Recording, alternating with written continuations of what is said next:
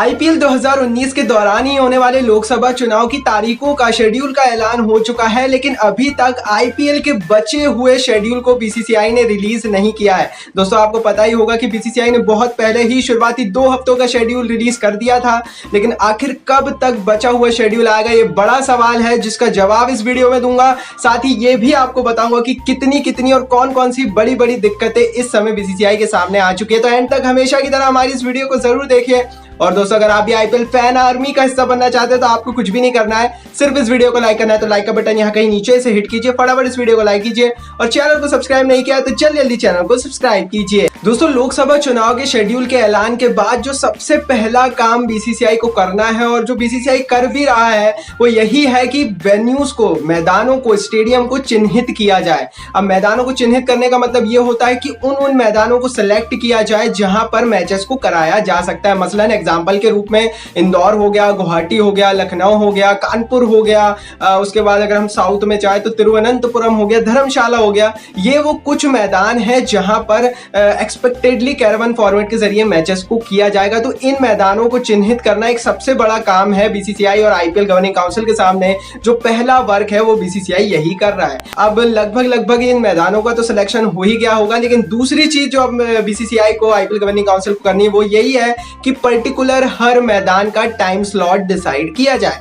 Example के लिए मान लीजिए इंदौर में 2 से 8 अप्रैल के बीच नहीं होते हैं, तो 2 से 8 अप्रैल के बीच इंदौर का होलकर स्टेडियम फ्री रहेगा। वहां पर आप मैचेस करा सकते हैं क्योंकि आपको वहां पर पुलिस सुरक्षा मिल सकती है। तो 2 से 8 तारीख के बीच का जो टाइम स्लॉट है वो इंदौर में मैचेस कराने के लिए एग्जाम्पल के रूप में हो सकता है। तो इसी तरह से हर मैदान जिनको चिन्हित किया गया है उनको सेलेक्ट किया जाएगा और देखा जाएगा कि कौन कौन से टाइम स्लॉट जो है वो फ्री है और कब फ्रीली यहाँ पर मैचों को किया जा सकता है। तो ये दूसरा काम है शेड्यूल, बचे हुए शेड्यूल को बनाने के लिए जो बीसीसीआई को करना है, और ये बहुत माथापच्ची का काम है और इसमें समय लग सकता है।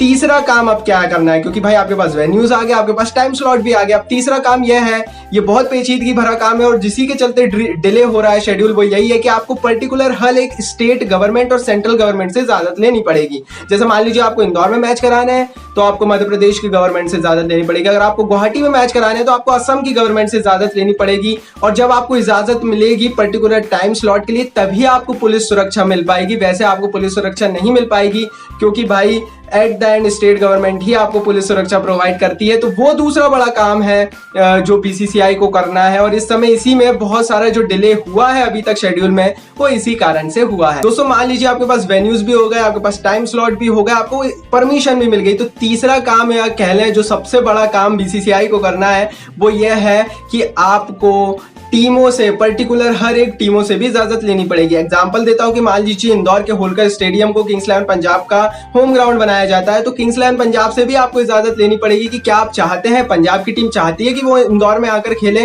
क्योंकि भाई एट द एंड पंजाब की टीम वहीं जाकर खेलेगी जहां टिकटिंग के जरिए उनको काफी ज्यादा फायदा मिले, जहां पर ज्यादा से ज्यादा लोग देखने आए। और इसीलिए बड़े मैदानों को ही चिन्हित किया जाएगा। छोटे मैदान जहां पर कम पब्लिक आती है उन मैदानों को कंपैरेटिवली सेलेक्ट नहीं किया जाएगा कैरावन फॉर्मेट के लिए। इंदौर में पब्लिक आती है, लखनऊ में पब्लिक आती है, गुवाहाटी में पब्लिक आती है, जहां पर ज्यादा ऑडियंस होगी, सीटिंग कैपेसिटी होगी, उन मैदानों को सेलेक्ट किया जाएगा। रायपुर है, रांची है, इन सारे मैदानों पर जहां तक रिपोर्ट्स है कि कैरावन फॉर्मेट के जरिए मैचेस होंगे तो आपको टीमों से भी पूछना पड़ेगा और उसके बाद जाकर पर्टिकुलरली हर एक स्लॉट के जरिए, हर एक टीम के जरिए, हर एक वेन्यूज के कारण आपका शेड्यूल तैयार होगा बचा हुआ। तो ये बहुत पेचीदगी भरी प्रोसेस है जिसके ऊपर इंटरनेशनल मैनेजमेंट ग्रुप को ठेका दिया है आईपीएल और बीसीसीआई ने, और यही लोग मिलकर ये शेड्यूल को बना रहे हैं। अब कब तक शेड्यूल आएगा ये बड़ा सवाल है।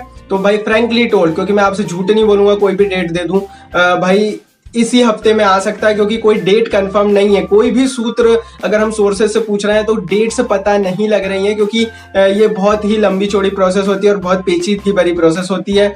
तो शायद हो सकता है कि इस हफ्ते में शेड्यूल आ जाए, क्योंकि अब आपके पास टाइम बचा ही नहीं है। एक हफ्ते बाद तो आईपीएल शुरू ही हो जाएगा। हालांकि बीसीसीआई अपनी तरफ से सेफ बैठा हुआ है, क्योंकि शुरुआती 2 हफ्तों का शेड्यूल तो आ चुका है। शेड्यूल तो आएगा, ये तो हम सभी को पता है, पर ये जो अपडेट थी ये आपको देना बहुत जरूरी था। इसी तरह की आईपीएल से जुड़ी हुई तमाम छोटी बड़ी खबरें पाने के लिए हमारे चैनल को सब्सक्राइब कर दीजिए, बेल आइकन को दबा दीजिए और इस वीडियो को लाइक और शेयर कर दीजिए अपने दोस्तों के साथ।